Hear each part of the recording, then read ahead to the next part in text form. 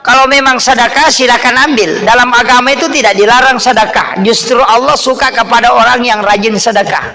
Tapi sedekah jangan karena tujuannya itu, jangan. Karena dalam agama ini Nabi kan mengatakan bersedekah kepada 7 orang miskin di hari Jumat itu mengalahkan 40 orang alim ketika dia berdoa.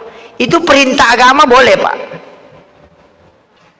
Perintah agama itu membolehkan.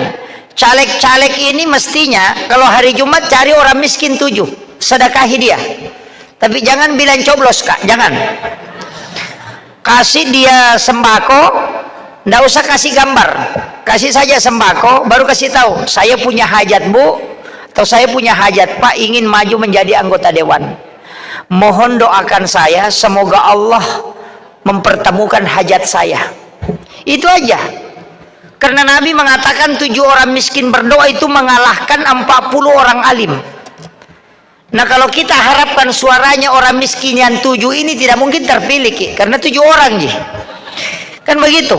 Tapi yang kita harapkan adalah doanya, karena itu bisa mempengaruhi kalbunya orang-orang yang ada di situ. Itu perintah agama Pak.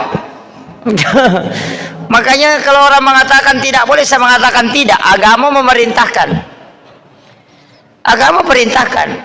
Jadi itu orang miskin Pak, tapi orang miskin ya, bukan orang yang suka minta, orang miskin. Karena ada juga memang orang Pak sebenarnya tidak miskin tapi suka minta.